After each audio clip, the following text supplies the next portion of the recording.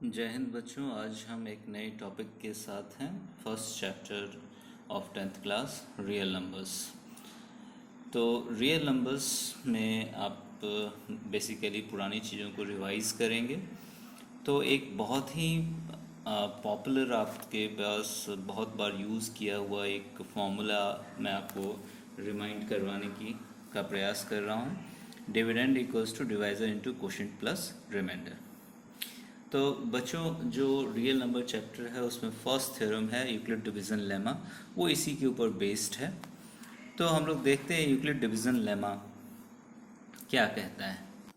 Euclid division lemma का जो statement है, given positive integers a and b, अगर हमारे पास दो पॉजिटिव इंटीजर्स ए और बी हैं, there exist unique integers Q and R. तो दो और इंटीजर्स क्यू और आर एग्जिस्ट करेंगे जो कि इस इक्वेशन को सेटिस्फाई करेंगे, A equals to B Q plus R. And यहाँ पर आर रिमाइंडर होगा, जो पहले भी रिमाइंडर हुआ करता था। ये रिलेशन जो है वो काफ़ी इम्पोर्टेंट है, ये सब आप लोग जानते हैं, लेकिन इस पर फोकस थोड़ा कम रहता है। तो ये सबसे ज़्यादा इम्पोर्टेंट चीज़ है कि आर की वैल्यू हमेशा ज़ीरो से ग्रेटर या लेस इक्वल होगी और लेस देन बी यानी डिवाइजर से छोटी होगी। रिमाइंडर कभी भी डिवाइजर से इक्वल या उससे बड़ा नहीं हो सकता है। ये काफ़ी इम्पॉर्टेंट चीज़ है, इसलिए मैंने इसे अंडरलाइन किया है। तो ये था यूक्लिड डिवीज़न लेमा। अच्छा, यूक्लिड डिवीज़न लेमा को हम यूज़ करते हैं एचसीएफ निकालने के लिए।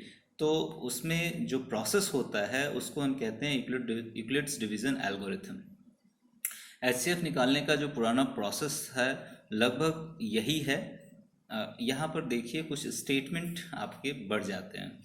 To find the HCF of 455 and 42, हमें एचसीएफ निकालना 455 एंड 42 का। तो we apply Euclid division lemma on 455 and 42। After application you will get 455 equals to 42 into 10 plus 35। Applying Euclid division lemma. अब देखिए यहाँ पर अगर रिमाइंडर ज़ीरो आ जाता, रिमाइंडर अगर ज़ीरो आ जाता तो हमें फर्दर प्रोसेस नहीं करना होता। लेकिन रिमाइंडर अगर ज़ीरो नहीं आया है तो लास्ट रिमाइंडर एंड डिवाइज़र के ऊपर हमें फिर से यूक्लिड डिवीजन लेमा अप्लाई करना पड़ेगा। तो हम अप्लाई करते हैं Euclid division lemma on 42 and 35। You will get 42 equals to 35 into 1 plus 7। यहाँ पर फिर से आप देख सकते हैं कि जो रिमाइंडर है वो ज़ीरो नहीं आया है, तो हमें यूक्लिड डिवीजन लेमा एक बार फिर से अप्लाई करना पड़ेगा 35 एंड 7 के ऊपर। So applying Euclid division lemma on 35 and 7, you will get 35 equals to 7 into 5 plus 0। अब फाइनली हमारे पास रिमाइंडर ज़ीरो आ गया। तो ये हमारा लास्ट स्टेप है। जब तक आपके पास रिमाइंडर ज़ीरो नहीं आएगा तब तक आप लास्ट डिवाइज़र और रिमाइंडर के ऊपर यूक्लिड डिवीज़न लेमा अप्लाई करते जाएंगे। इसी को यूक्लिड डिवीज़न एल्गोरिथम हम कहते हैं। अब यहाँ पर जब लास्ट रिमाइंडर ज़ीरो आ गया तब जो ये लास्ट डिवाइज़र है इसी को हम एचसीएफ कहेंगे। तो हम कंक्लूड कर सकते हैं कि 455 एंड 42 का एचसीएफ 7 है। लेकिन बच्चों, ये सिर्फ इन्हीं दो नंबर्स का एचसीएफ नहीं है, ये 42 एंड 35 का भी एचसीएफ है, ये 35 एंड 7 का भी एचसीएफ है। 42 एंड 35, 35 एंड 7। तो यहाँ पर कंक्लूड करते हैं यूक्लिड डिवीजन लेमा के एल्गोरिथम को। अब हम एक्सरसाइज में से कुछ खास क्वेश्चंस सेलेक्ट करते हैं और उन क्वेश्चंस को डिस्कस करते हैं। एक्सरसाइज 1.1 में फर्स्ट क्वेश्चन है हमारा question number 2, so that any positive odd integer is of the form 6 cube plus 1, 6 cube plus 3 or 6 cube plus 5 where Q is some integer. यहाँ पर जो एक्सप्रेशन दिया हुआ है ये एक्सप्रेशन ही आपको सजेस्ट करेगा, क्वेश्चन में ही आंसर छुपा हुआ है। आपके पास यहाँ पर 6 क्यू प्लस 1 है, इसे अगर आप कंपेयर करें a equals to B Q plus r से, तो b की जगह पे आपके पास 6 क्यू है। ये इंडिकेट कर रहा है कि यहाँ पर डिवाइजर आपको 6 लेना है और ये कह रहा है एनी पॉजिटिव ऑड इंटीजर। तो हम किसी भी पॉजिटिव इंटीजर्स के साथ स्टार्ट करते हैं। Let a is any positive integer. Now applying Euclid division lemma on a and 6, we get a equals to 6 q plus r। As per Euclid division lemma r की value 0 से greater या equal और less than 6 होनी चाहिए। तो यहाँ पर possible values of are जो आएंगी वो 0, 1, 2, 3, 4, 5 टोटल 6 वैल्यूज आपके पास रिमाइंडर आर की आएंगी। तो आप ए को एक्सप्रेस कर सकते हैं at r equals to 0, 6 q plus 0। 6 q को हम लिख सकते हैं 2 इंटू 3 क्यू, बिकॉज ये 2 से डिविजिबल है, इसीलिए इस केस में ए इवन नंबर है। अब हम लेते हैं r इक्वल्स टू 1, तो a इक्वल्स टू हमारे पास आ जाएगा 6 q plus 1, which can be expressed as 3 q 2 into 3 q plus 1।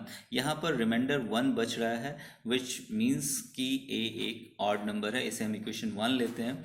r equals to 2 put करने पे हमारे पास आ रहा है a equals to 6 q plus 2।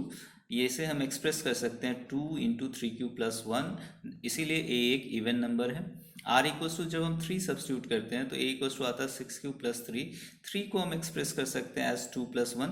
यहाँ पर हमें 2 को एज अ डिवाइजर शो करना है, इवन और ऑड के डिसीजन डिविजिबिलिटी बाई 2 से ही निर्धारित होता है, तो इसीलिए हमने यहाँ पे 2 कॉमन ले लिया। 2 कॉमन लेने के बाद 3 क्यू प्लस 1 बचा और 1 रिमाइंडर बचा, तो रिमाइंडर 1 बचने के कारण a एक ऑड नंबर हुआ। तो ये फर्स्ट केस ऑड नंबर का था, ये सेकेंड केस ऑड नंबर का। अब हम r इक्वल्स टू 4 सब्स्टिट्यूट करेंगे तो a equals to 6 q plus 4 आएगा, 2 कॉमन आ जाएगा, 3 क्यू प्लस 2। आप देख पा रहे हैं यहाँ रिमाइंडर नहीं बच रहा है, इसीलिए a एक इवन नंबर है इस केस में। r इक्वल्स टू 5 सब्स्टिट्यूट करने पर हम जब भी जो ये नंबर है वो 2 से ग्रेटर होगा तो हम उसे 2 के मल्टीपल के रूप में एक्सप्रेस करेंगे। तो 5 को हम लिख सकते हैं 4 प्लस 1, 4 2 का मल्टीपल है। अब हम 6 क्यू प्लस 4 में से 2 कॉमन ले सकते हैं, तो हमारे पास आ जाएगा 2 into 3 q plus 2 plus 1, where ये 1 जो रिमाइंडर है वो इंडिकेट कर रहा है कि a एक ऑड नंबर है। This is third equation. तो यूक्लिड डिवीजन लेमा के हिसाब से, according to Euclid division lemma, there is no other possible value of r की सिर्फ यही 6 पॉसिबल वैल्यूज हैं, यानी कि किसी भी नंबर को एक्सप्रेस करना होगा तो इन्हीं 6 तरीके से हम एक्सप्रेस कर सकते हैं। तो इन 6 तरीकों में आपके पास 3 ऑड नंबर्स हैं, यानी कि 6 q plus 1, 6 q plus 3 and 6 q plus 5। तो फर्स्ट सेकेंड थर्ड से हम कंक्लूड कर सकते हैं कि किसी भी पॉजिटिव ऑड इंटीजर को आप जो है लिख सकते हैं 6 q plus 1, 6 q plus 3, 6 q plus 5, और कोई तरीका नहीं है। इसलिए ये आपका आंसर, ये जो स्टेटमेंट है वो प्रूव हो जाता है, हैंस प्रूव्ड। बच्चों अब हम आगे चलते हैं फोर्थ क्वेश्चन के ऊपर। जो नेक्स्ट क्वेश्चन है हमारा, कहता है use Euclid division lemma to show that square of any positive integer is either of the form 3m और 3m प्लस 1। यहाँ पर बच्चों आप देख पा रहे हो कि 3 इंटू m, ये इंडिकेशन है कि जो डिवाइज़र है वो आपको 3 लेना है। तो हम वहीं से फिर से स्टार्ट करेंगे। Let a is any positive integer, applying Euclid division lemma on a and 3, we get a equals to 3q plus r। यहाँ पर r के ऊपर कंडीशन है r is greater than equal to 0 and less than 3। तो possible values of r हमारे पास आ जाएंगी 0, 1 and 2। तो r को अगर हम 0 सब्स्टिट्यूट करते हैं तो हमारे पास a इक्वल्स टू आ जाता है 3q, और इस a इक्वल्स टू 3q को दोनों तरफ अगर हम स्क्वायर करते हैं तो हमें प्राप्त होता है a square equals to 9q square, squaring on both sides. यहाँ 9q स्क्वायर में से अगर हम 3 कॉमन ले लें तो ब्रैकेट के अंदर बचता है 3q स्क्वायर, और इस 3q स्क्वायर को अगर हम m कंसिडर करें तो 3m। तो आप देख पा रहे हैं यहाँ a स्क्वायर को 3 इंटू m के टर्म में एक्सप्रेस किया जा रहा है। तो हम इसे फर्स्ट इक्वेशन ले लेते हैं। अब हम चलते हैं सेकेंड केस की तरफ। तो अगर हम r की वैल्यू 1 पुट कर रहे हैं तो a इक्वल्स टू हमारे पास 3q प्लस 1 आ जाएगा। तो a स्क्वायर हमारे पास आ जाएगा 3q प्लस 1 का whole square on squaring both sides. यहाँ पर हम लोग a plus B whole square apply करेंगे, that is a square plus 2ab plus B square. तो ये हमारे पास आ जाएगा 9q square plus 6q plus 1। अब यहाँ पर आप लोग देख सकते हैं कि 3 आपका कॉमन आएगा, 3 कॉमन लेने के बाद 3q square plus 2q plus 1 बच जा रहा है। तो ये 3m प्लस 1, इस एक्सप्रेशन को अगर हम m कंसिडर करें तो ये 3m प्लस 1 हो जाएगा, and a square is equals to 3m plus 1 का फॉर्म आ गया। इसे सेकेंड केस है, इसे हम इक्वेशन 2 ले रहे हैं। अब हम आगे बढ़ते हैं, आर इक्वल्स टू 2 पुट करते हैं तो A equals to 3q plus 2 आ जाएगा, A square equals to 3q plus 2 whole square आ जाएगा, A plus B whole square यहाँ पर अप्लाई करते हैं तो 9q square plus 12q plus 4 आ जाएगा। 4 बिकॉज 3 से बड़ा है इसीलिए हम इसे 3 के मल्टीपल में ब्रेक करेंगे, 4 को हम 3 प्लस 1 लिखेंगे।